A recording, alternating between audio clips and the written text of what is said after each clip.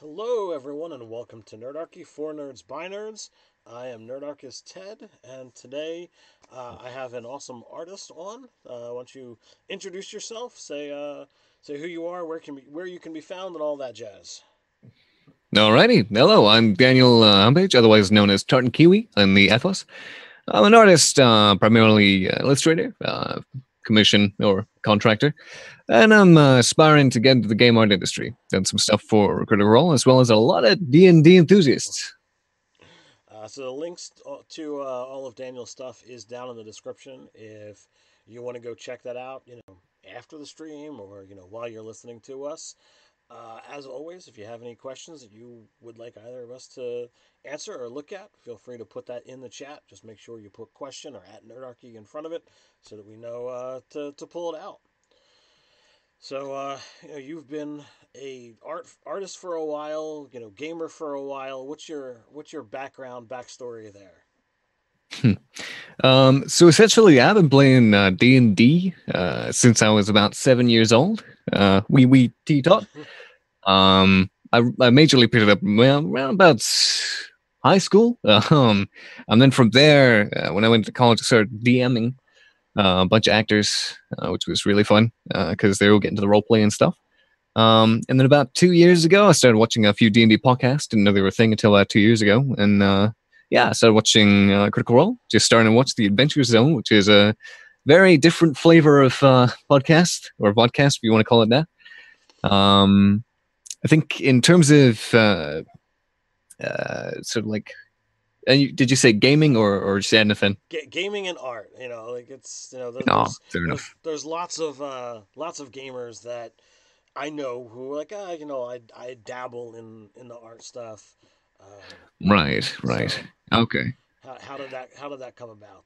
Were you drawing characters and your friends were like, hey, you're actually pretty good at this, or do you have a different story than that? Well, essentially, I was that one kid in the math class that would draw in the back, drawing little monsters. I'd try and copy the Yu-Gi-Oh cards, or what have you, Magic Gathering cards. Just draw and be like, "Oh, that looks cool. I'm gonna draw that. That's awesome." And then went into art classes, and of course, they would tell me to paint a duck, and I wouldn't want to paint a duck. I want to paint a D&D ranger with full gear, and they're like, "No, that's not what you're supposed to do." I'm like, "I don't care if that's what I'm supposed to do." So I did it anyway. Then I moved on to college and moved into something called the UB School of Design, which is for animation and video games and all that jazz. Sweet. Pursued that stuff, and there I am still, last year of college, and looking to get into the industry. Awesome, awesome. I'm totally familiar with the story of you wanting to do one thing and the professors telling you to do something else.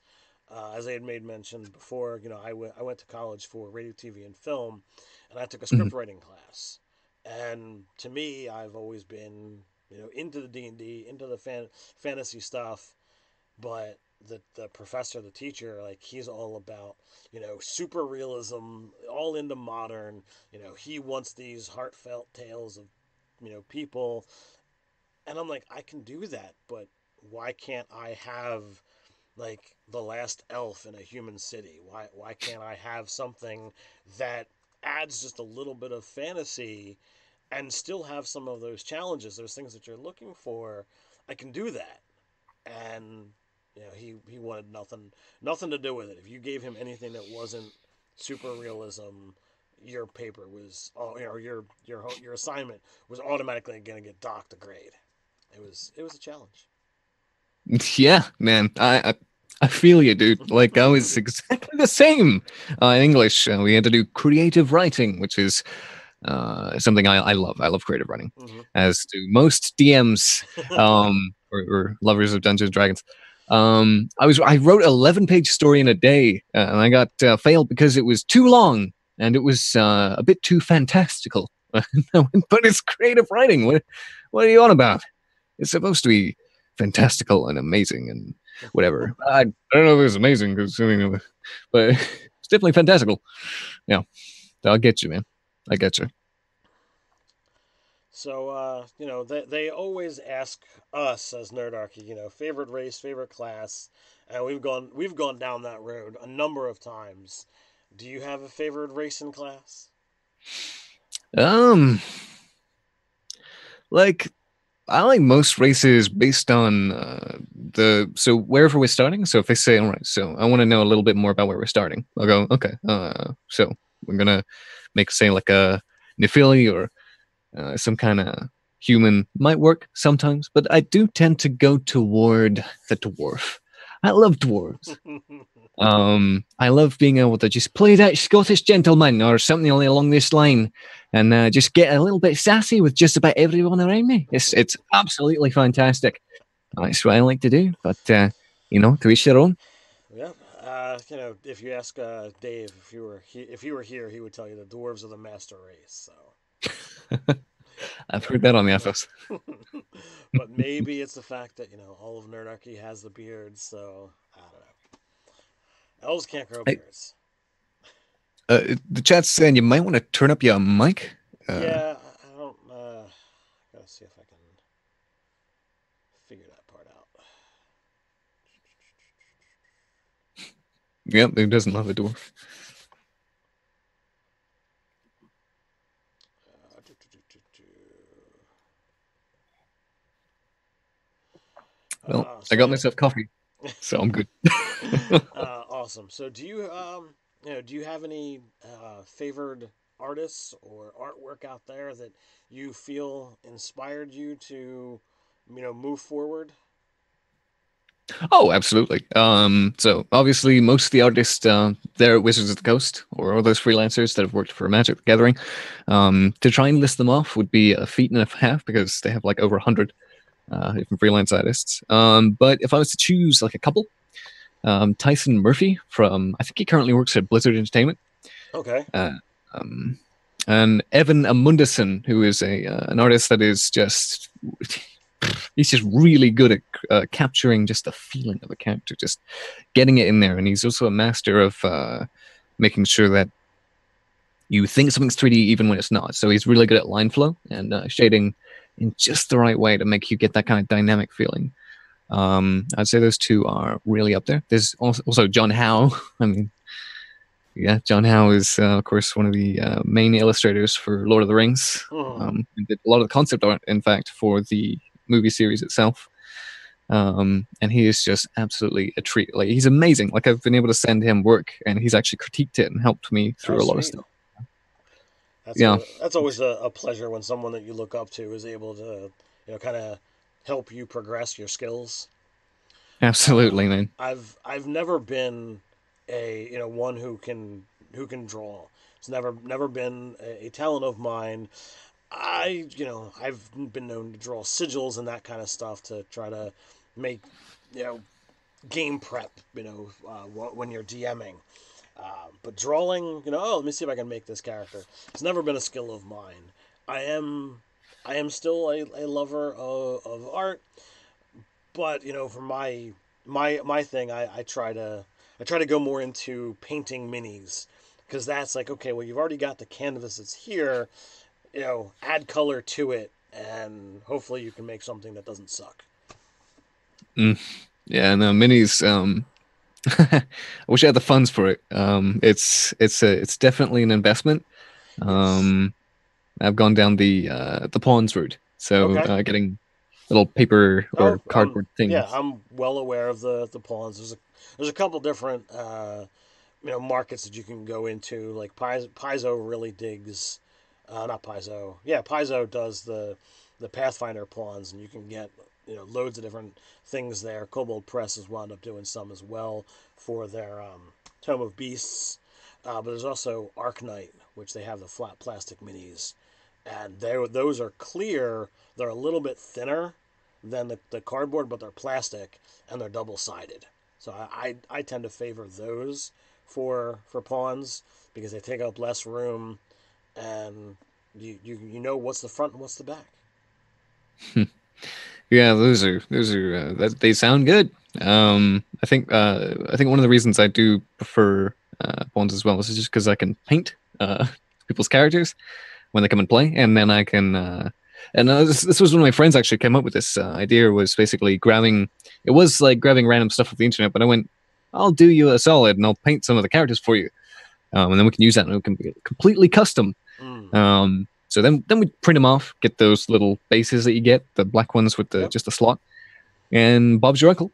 We have custom minis that are just there. Absolutely. Nice. I'm I like to go the more insane route, and that's saying, oh well, you can still get the custom made character. You just do the 3D printed, Hero Forge. That you design the thing yourself, and they 3D print it and mail it to you, and then you can clean it up and paint it. And Mm. it's a lot more expensive than having it drawn by someone in the game and saying, okay, there's my pawn. Yeah, I tend to try and do it. If I've got time, I'll do it for free for my players. Oh, Because normally, I get paid from work because food is a thing oh, and yeah, yeah. living People is. people like to eat and Yeah, pay for that house or that roof over yeah. their heads. Cheers to So, that. Hmm.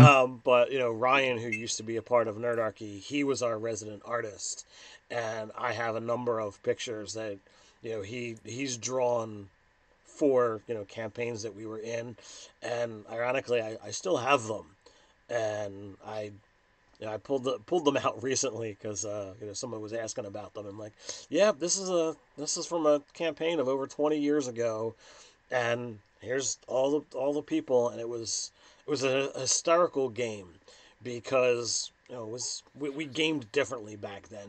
There was definitely more of a antagonistic feel between the players and the DM, and it was a thing where you're the player, you got to keep track of your hit points, and we had days worth of resting where we could have easily done healing because back in second edition you didn't take a long rest and heal up to full every night. That came later, and the Minotaur is a barbarian.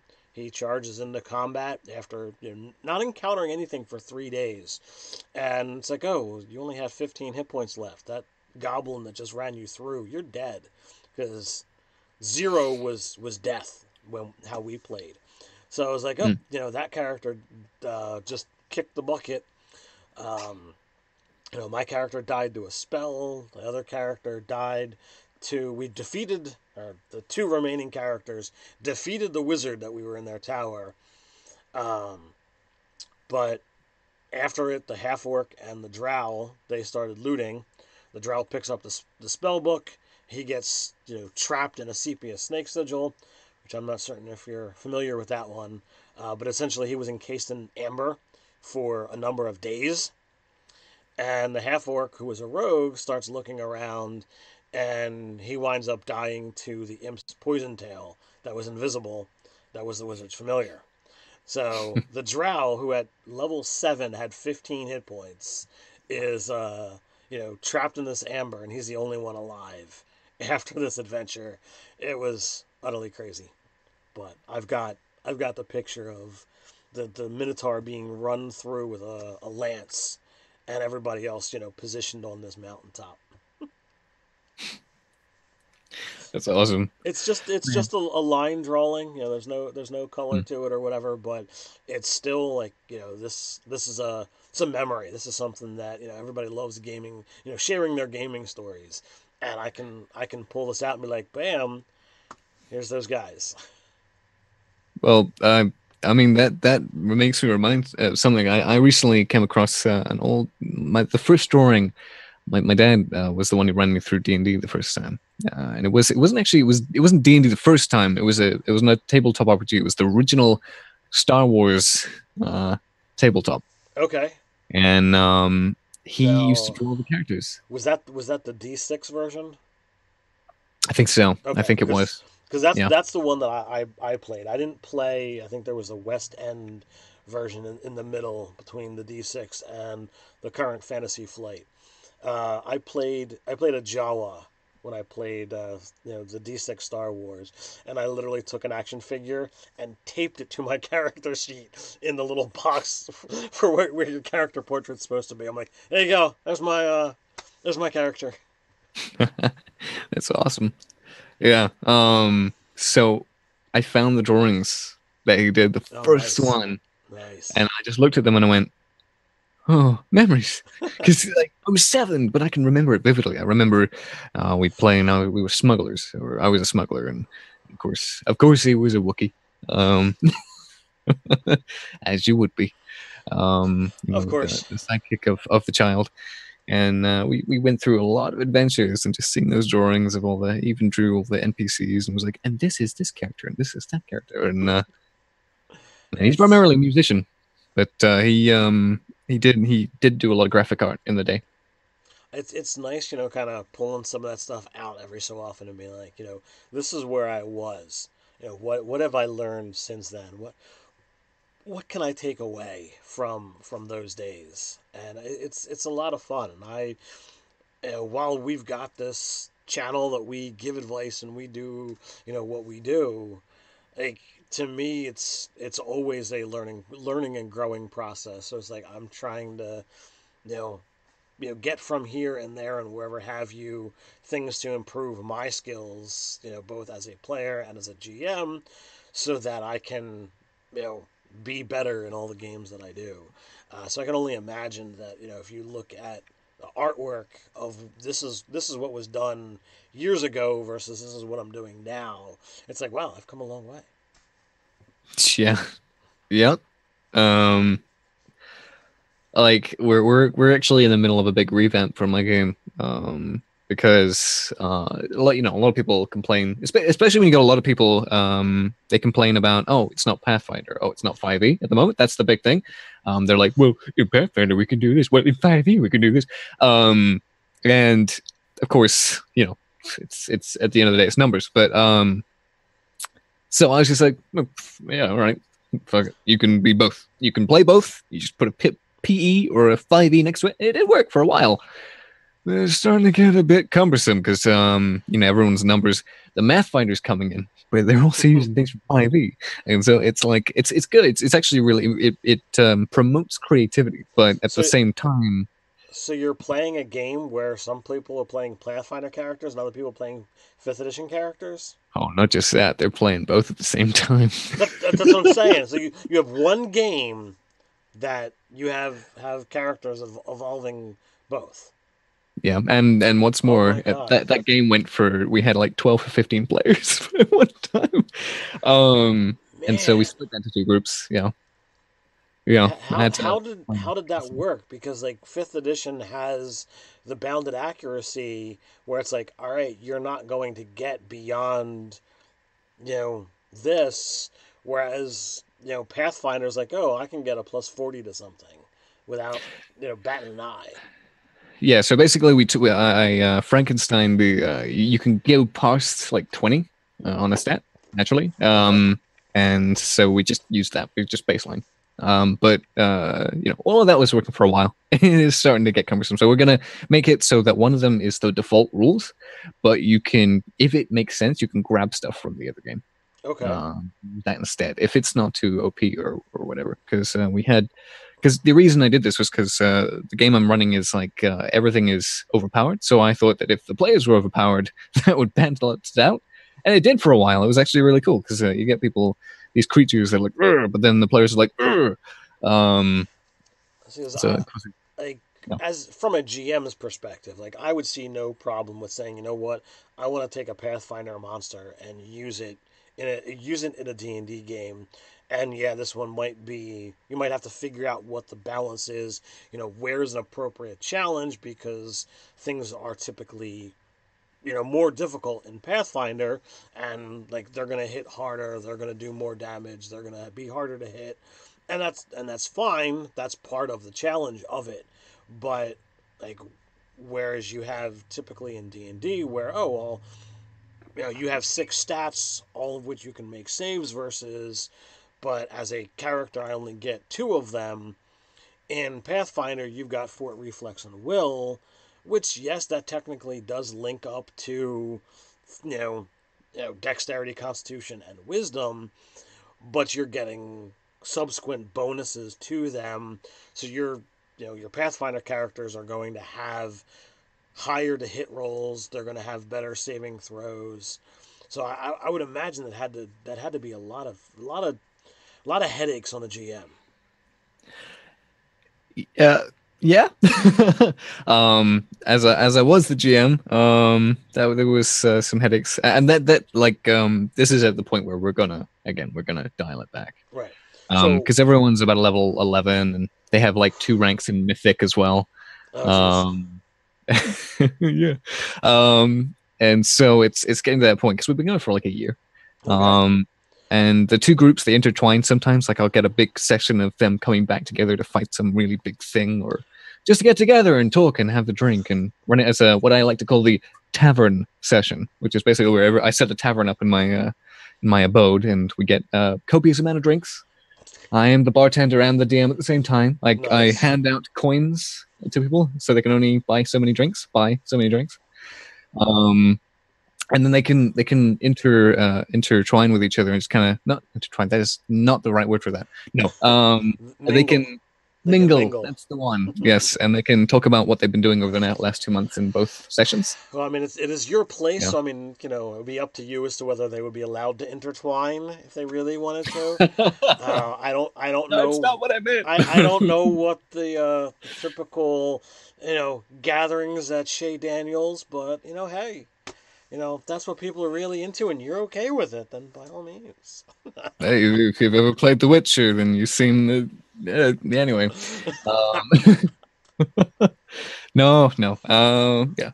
So we set that up, and then NPCs can come in. They can create some intrigue and create some quest lines or small quest lines based on those NPCs that they've Cool. kind of created a relationship with. Yeah, and it's all there. Yeah, That sounds like something that would be, as I said, a headache, but would be very interesting to kind of be a fly on the wall and observe. I would love to see, how things really unfolded which, when you're choosing two distinct rule sets in one game. yeah. Well, I'm a masochist, so that's fine. No, I like to experiment. Like I've got a rule set called Unification Action. Not a rule set, a rule called Unification Action, which I've come up with. It's probably been done before, but um, and essentially what it is you can get if there's a bunch of people in the order or the sort of the initiative, they can do a unification action, or they can hold their turn to do it, and Mm-hmm. that means that they can all go at the same time and try and create a kind of custom effect, and they can run it by the DM. And go, would this be feasible? Can I do this? Can I do that? Kind of like the whole throw the oil on the ground, then the Yeah. mage would light it with a flare, and it becomes a fireball in Right. terms of damage, or something like that. And a lot of I've made it so that the encounters are based around this rule sometimes. So if you don't unify, if you because it promotes teamwork and it promotes conversation. If you don't unify, someone might fall unconscious or worse, die, or something will happen. Right. Because this creature or foe or foes that you're facing are tough, and they do the same. And so you gotta try and one up them with good teamwork. Right. So, yeah, it's a rule that I've been running for a while. Well, that Um, sounds interesting. I'd like to, if you don't mind, can we explore that a little bit? What kind of different things you've done with that? Because I love hearing, um, homebrew things that GMs out there like, oh well, we decided to do this or we decided to do that, and it's nothing that breaks the system. It does something that's different. We were talking off air about Critical Role, and as some of these, some of our fans know, I've gone back and I've started watching, campaign one, and in Matt's game, resurrection is not a guaranteed thing. And in one scene or one episode, one of the characters dies, and they show what the process is. Character dies, three characters are able to assist in the quote unquote resurrection ritual. The cleric still needs to cast the spell, but three players get to aid, and they say what they're doing, they roll a die roll, Matt sets the DC for what it is that they're doing, and a success brings the DC up, a failure brings it down, and in the end, the DM rolls the die to determine whether the character comes back or not. And lo and behold, the party member lives, but it's like, you know what? I kind of like that. It adds a little bit more finality to a rule set that it's incredibly easy to bring someone back to life. Literally, fifth edition has the earliest resurrection possibilities, and that's at level 5 with the spell Revivify. It was much higher level spells in earlier editions. So, what kind of stuff have people done with your unification? Do you do like like a team attack? Like, oh well, Essentially. this is where you could do like your fastball special, or Yeah. like, Yeah, that's oh, it. we're both gonna strike from opposite sides. Mhm. Yeah, no, essentially the unification action, the way it was birthed was because I went, oh, 12 for 15 players. Um, I so created the unification action so that people who were waiting for their turn or whatever didn't feel left out. They could actually contribute, and so it meant that this was meant to remedy combat situations when there was 12 players. I mean, what do you do, especially if you're waiting? It's like every turn you're like, well, I guess I'm going to go on my phone. It's going to be like half an hour. So it's like, so yeah. So the unification action is there so that they can all get together and they can all do this fastball special, as you say. And they usually run it by me. They're supposed to run it by me beforehand so that they can go right. So technically, if I were to do this, and of course, Stanley over here was to do that, could he say he's a paladin? He could smite my arrows, so they do each shot does smite damage or something Mm-hmm. as well. And so there's these holy glowing arrows that you fire, and maybe like a triad of a fan shot or something. Um, and I would either say, well, yeah, but instead of like a D6, it's like a D4 smite damage or something for each arrow. And just kind of calculate in the head, go, okay, is that gonna? Nope, that should work. Um, or, and this is the more common thing they do, is they kind of just do it on the fly. They go, oh, quickly, DM, so there's like 6 of us and we want to do this. And I go, oh, well, and then I just run the numbers in my head and go, monster has this much HP. And, or if it's based around unification actions, I'm expecting that. So go, yeah, go for it.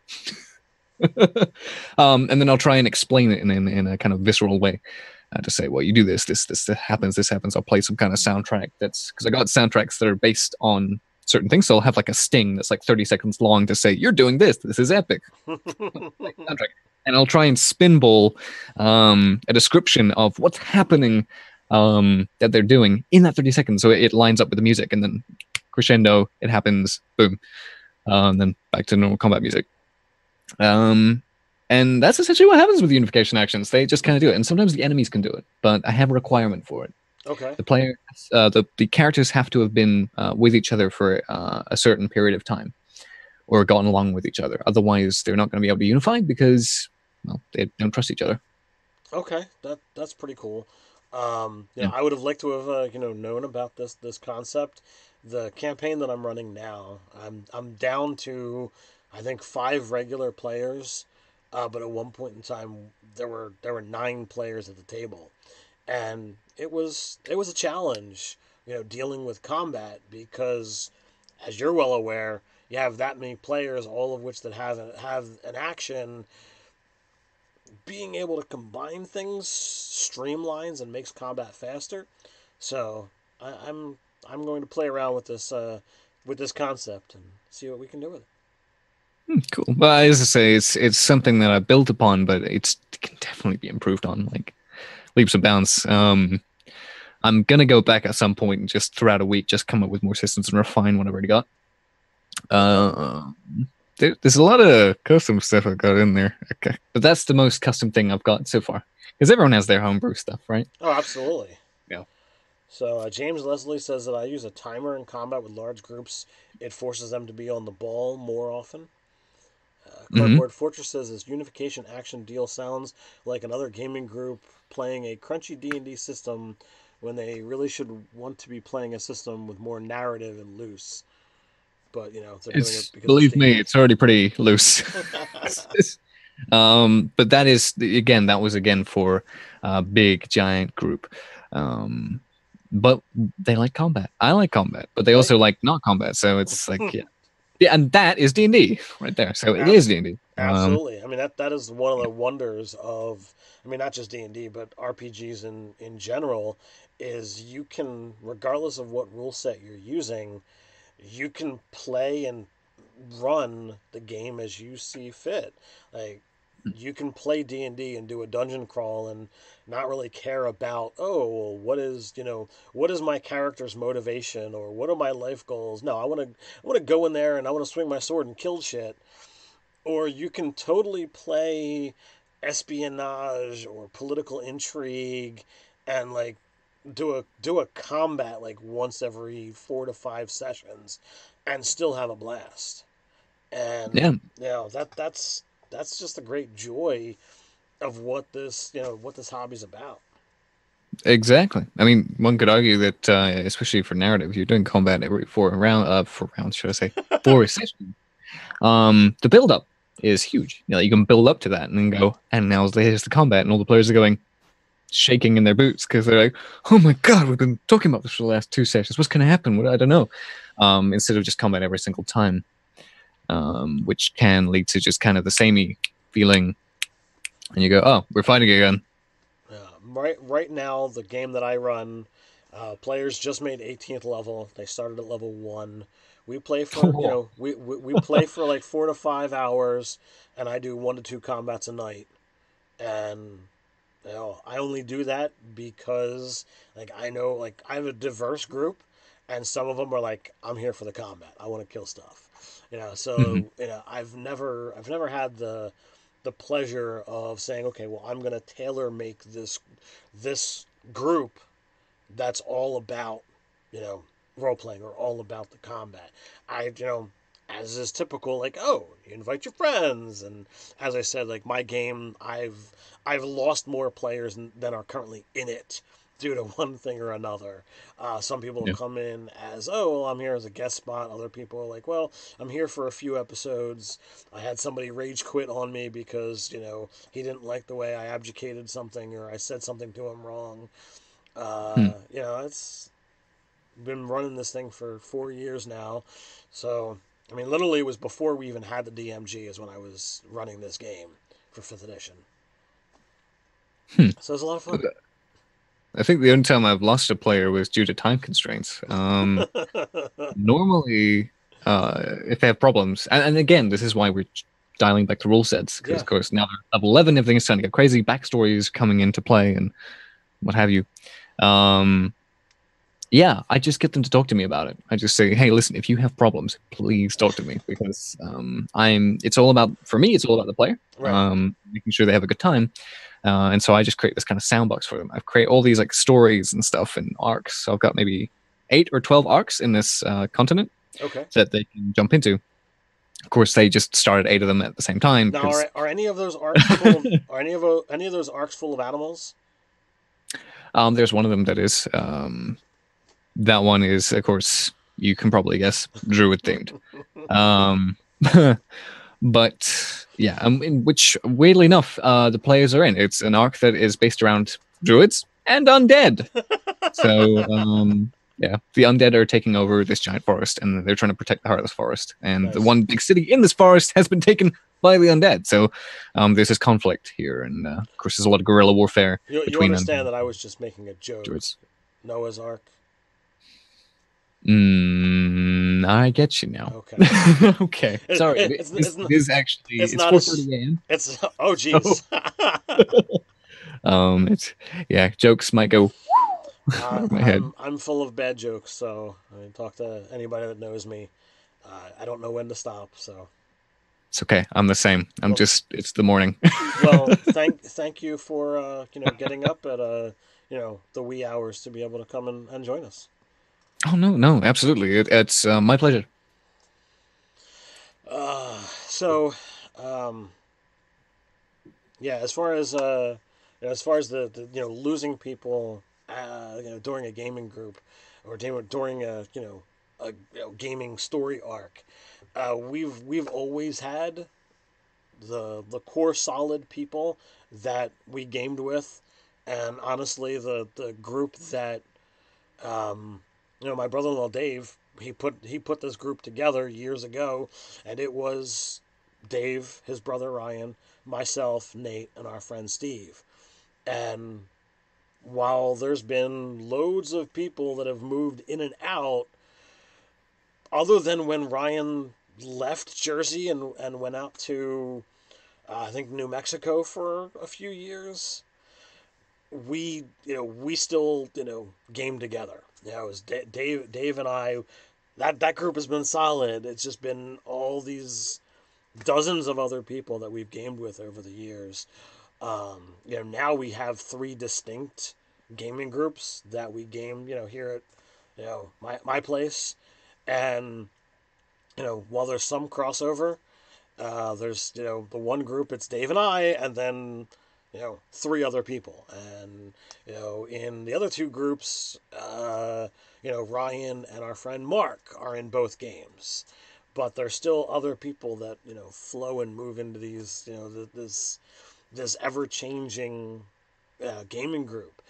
And one person that we used to game with, he's like, I can't do a long protracted story arc, because he's used to that thing of people, oh, I graduated college and now I'm moving out of state, or well, I got a new job and now I'm moving away, and or I got a new job and I don't have time to game anymore.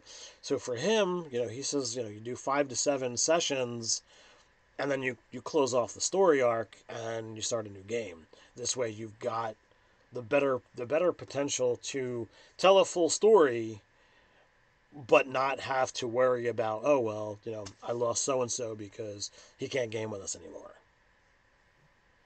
Fair So enough. it's interesting that you don't have this problem, and I have other friends who are like, no, this is definitely a problem for me, and I'm kind of in the middle, that I've always got enough people to put a gaming group together, but I've never had this long protracted story arc where everyone stays together from start to finish.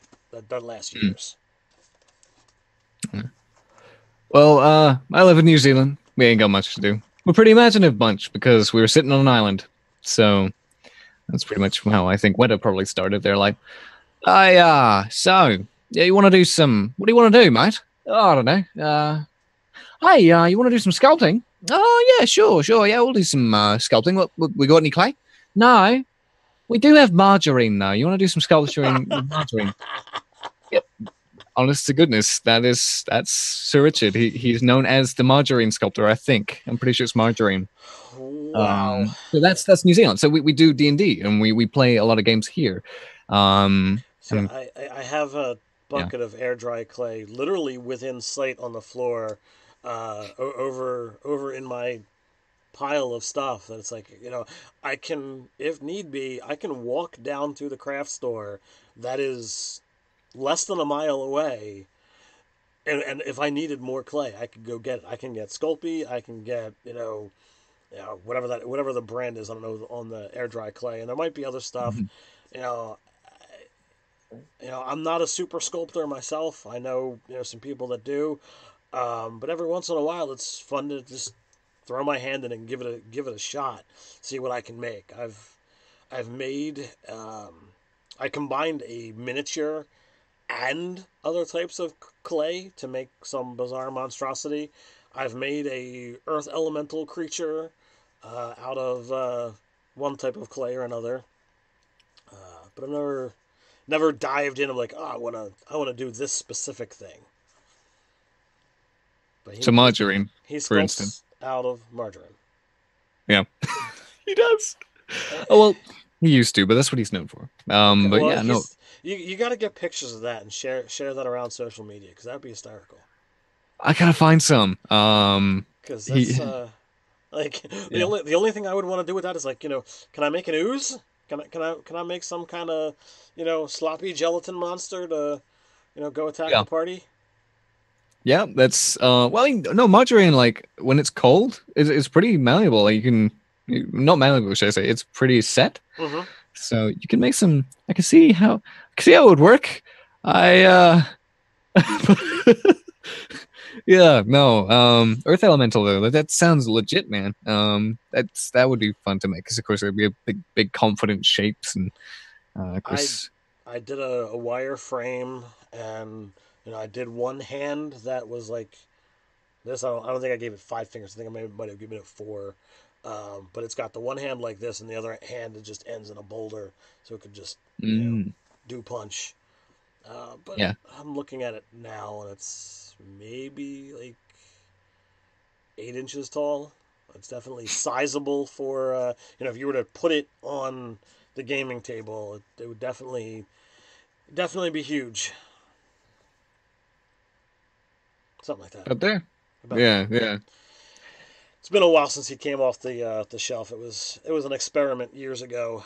Mm, Um, again, my artistic value or my artistic talents do not lie in I'm generally creating things from from scratch. It's I'm taking things that are already there and taking them one step further. So I've done a fair bit of miniature painting, and I'm actually talking to somebody who is incredibly talented, and he's giving me some advice, showing me some skills, pointing me towards specific channels. Be like, here, watch this video because you already have this, you already have that, and I'm currently.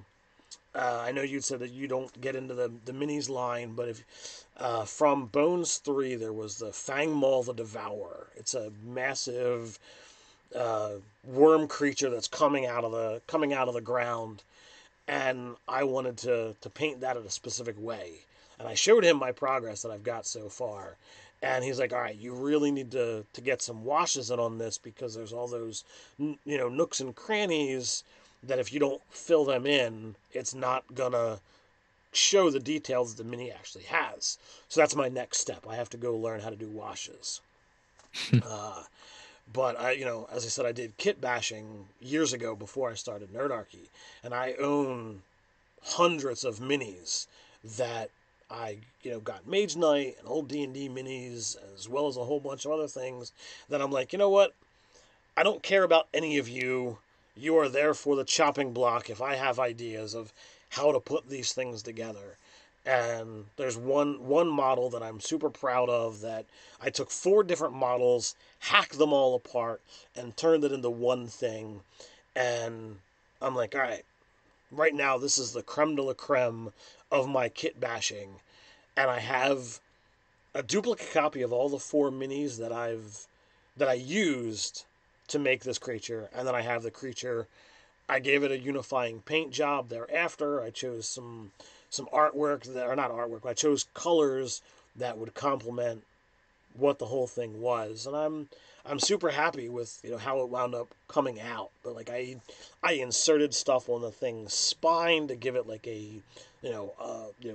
like essentially a spine sticking out its back with this long tail. I gave it wings. I changed the arms. I gave it a whole new head. But it was all like integrated pieces, and all told from concept to finished paint job was under 4 hours. It's pretty good, especially for a build. 4 hours is usually your go-to time, especially weirdly enough in the industry. They want you to be quick, so that's pretty good. Yeah, 4 hours. Kudos. Thank you. Yeah. Uh, All right, so let's see. Any other things we got going on here? I'm not loaded with questions today. Oh, it's, going back. You can make a butter elemental. a butter elemental. I'll put that in an inn, actually. That'd be interesting. So, where's all that butter gone for our bread? Well, I think that there is something supernatural at play here. Gonna add the butter elemental along with our booze ooze that we made. The boozoos and the butter elemental. Fantastic. Two Oh, now two I just things need to. two things you don't want to see walking around the tavern. Yeah. I got a question there, actually. Uh, it's, All right, just popped up.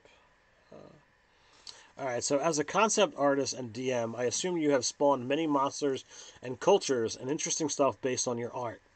What you say is the most What is the most unique or your favorite art to game creation?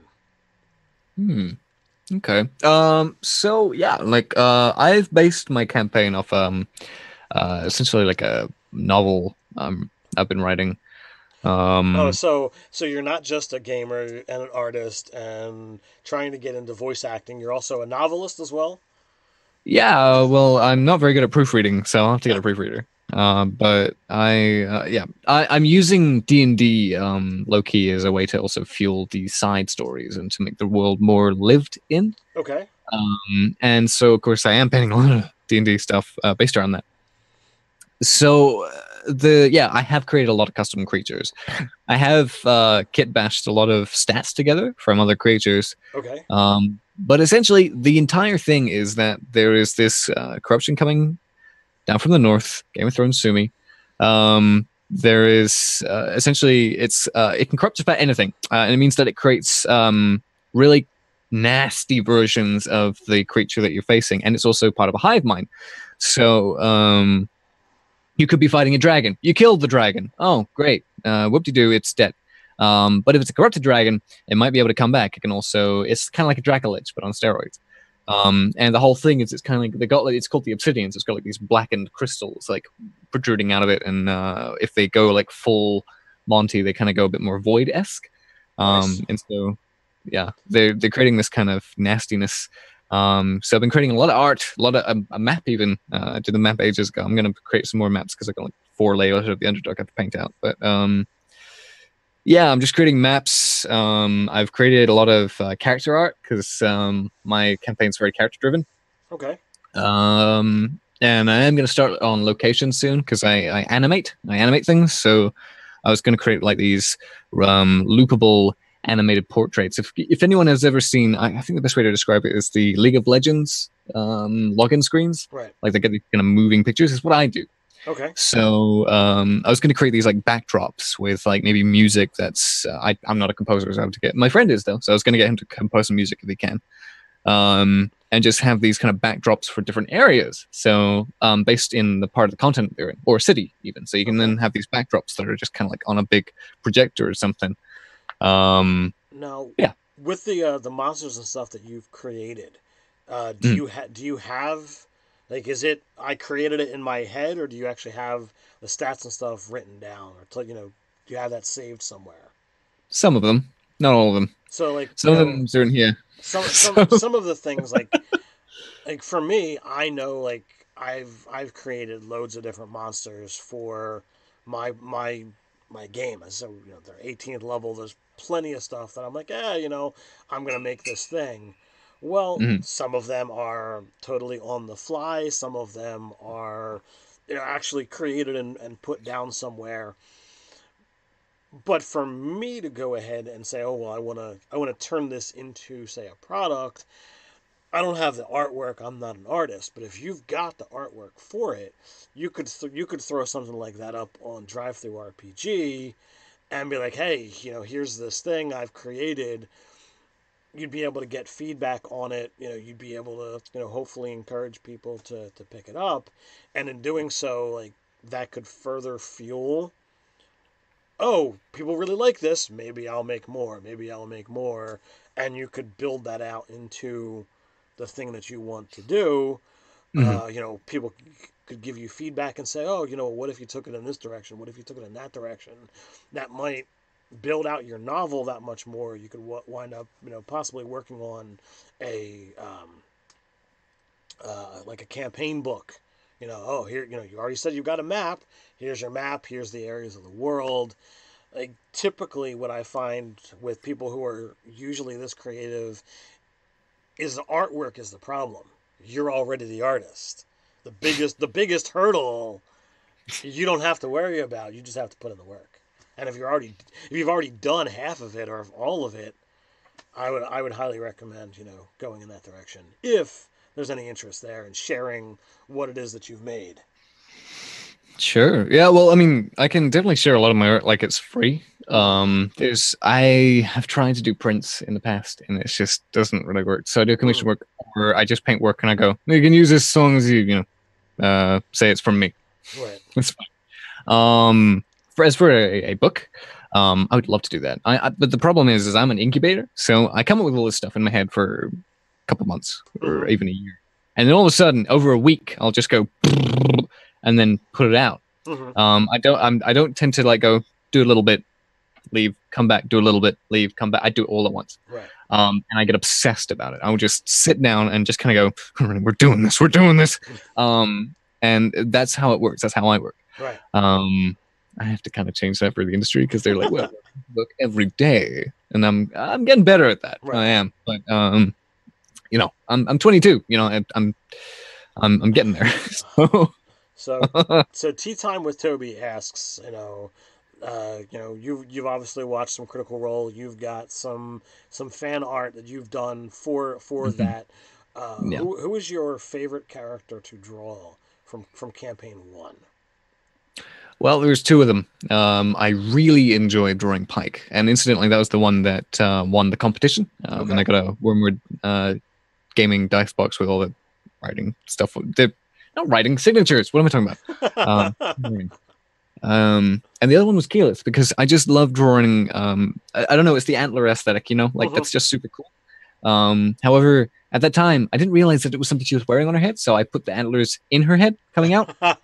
Um, but they seemed to be okay with that. They went, "That's awesome." So I was like, "All right." Um, yeah. So that's those two are my favorite. I've drawn.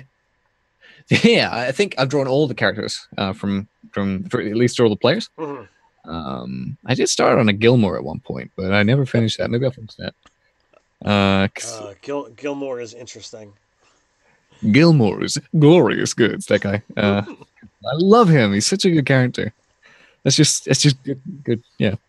I mean, Um, I love the NPCs that Matt comes up with, and he really does breathe a lot of life into them, and part of it is going to be the voice, but part of it is the way he portrays them, and he makes them have goals and something to stand out.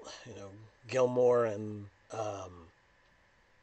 Vax, they had the thing going for a while, which was amusing, and from we didn't get to see what happened prior to them switching over to Critical Role, but I always viewed it as, okay, well, he's putting up this facade of hey, let me show that I'm interested in you so that my sister can get a better deal on stuff. Whether that was actually the case or not, I'm not really sure. But there was definitely a story arc that I've seen, and for those of you who are out there, I'm only up to episode 46, so I still know there's plenty of story that's left. Gilmore's on a hospital bed at the moment, being tended to by Pike after the new story arc started, and dragons are destroying everything. well, all I can say is stay tuned. So That is it's a plan. So, yeah, it's good. did you ever do a your rendition of the Cinder King, the ancient red dragon? No, no. See, I do paint things like dragons on occasion, but they Mm-hmm. just take a lot longer than characters. I can't paint them, and I love painting them.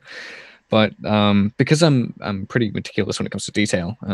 I want to make sure that it's realized in its full glory. So I'm like, okay, Cinder King, that'd be the composition. That'd be. I've been thinking on and off about it, and I've just come to the conclusion that it would pretty much just be a drawing of Deathwing, Ah, but it'd okay. be a red dragon. And Right. there's kind of the stance, you know, it'd be on like Mm-hmm. two towers, and you see like Right. it's melting through because it's gone hard fire elemental. Right. And that's what I'd like to draw for the Cinder King. What a, what Um, uh what about the beholder with the horn of Orcus? Kvarin? oh, Lord, Orcus, yeah. Um, Much like Xanathar, I'd probably have some real like cheeky but sinister grin. And this horn that's coming out his head, I can imagine the blackened veins like going across Mm. the sort of the calloused skin. You could see that they're kind of pulsating with some kind of purple energy. Um, yeah, something like that. And then probably have the composition kind of pushed toward him with maybe all the characters around him, kind of like that kind of. You ever played Dragon's Dogma or anything like that? No. Um, Oh, oh, you like that? It's kind of like it's pretty much just D&D in game form, but I'll get Okay. into that later on. Yeah, so it'd probably be like that kind of all the heroes are at the back, and you're seeing the backs of them, and maybe them they're readying arrows, and you see one that's like casting an enchantment on someone else's weapon as they're like getting ready to go in, and Orcus is just turning around going, like, "Well, hello there," that kind of thing.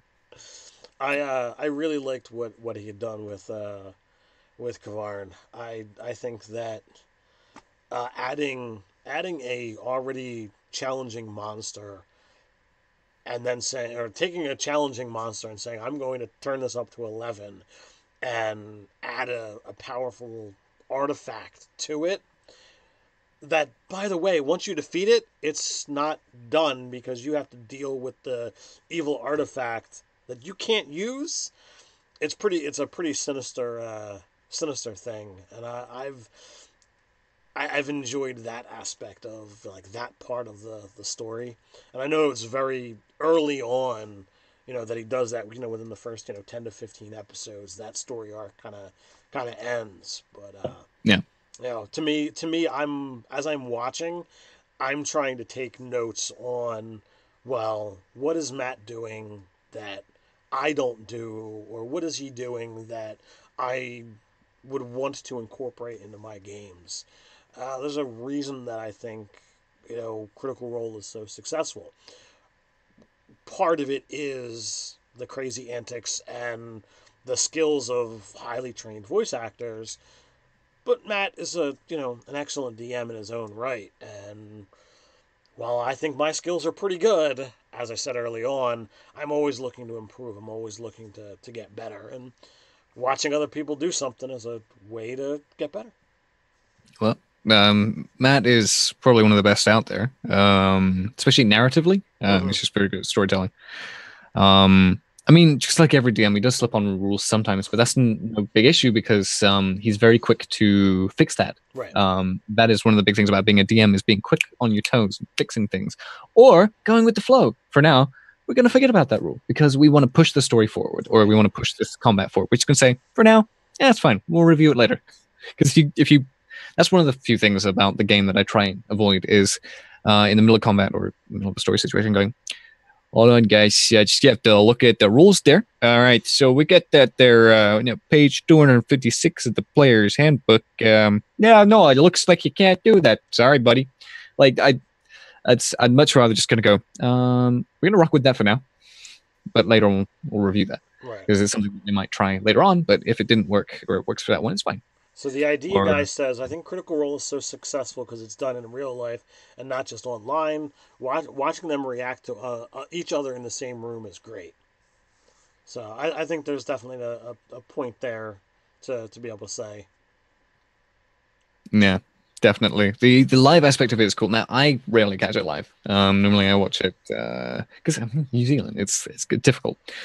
But So tea time with yeah. Toby says that when you were doing the Pumat Soul, the Canadian accent, that you were sounding a lot like Matt Mercer. So I know Yeah, that's I know you mentioned that you want to get into voice acting. So being able to you know pull off a Matt Mercer, that's a step in the right direction.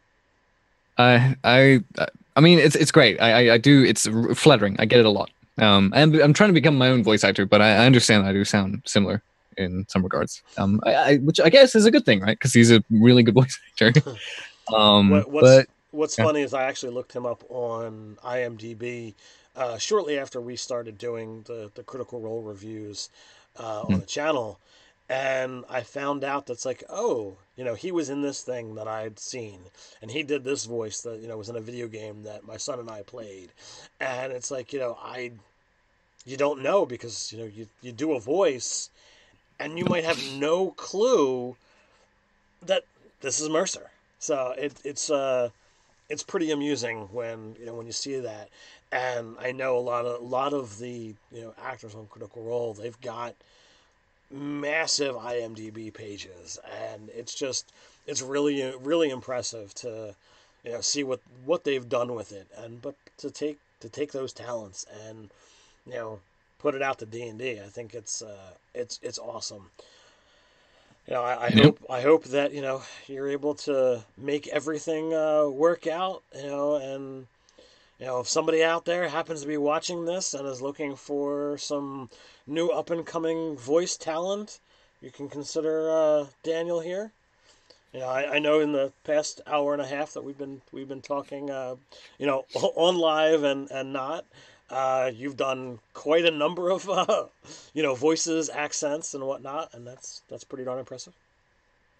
Well, thank you. Yeah, no, one of the biggest things about voice acting is, there's two types. There's the character voice actor who you never know who they are until you look him up and go, oh, he played that character. Well, that's interesting. Or it's the one guy, like kind of like Christopher Judge, for instance, in the recent God of War, right? Mm. He just sounds like Christopher Judge, but you're like, oh, that is so Christopher Judge, though. Oh yeah, and they just sound good. Like you're like, that's Tilk. That is Tilk, but I'll let it slide because it works. It works.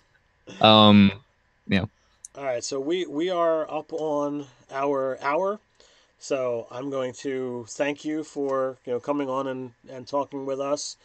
Like I said, I really hope that you're able to make everything work. I offer up the idea of let's take those monsters that you've already made. Let us not only share the art but the stats and turn that into a thing and you know make that happen. sure. Well, So, thank you for having me. so you guys out there who are watching, thanks for tuning in, and until next time, stay nerdy.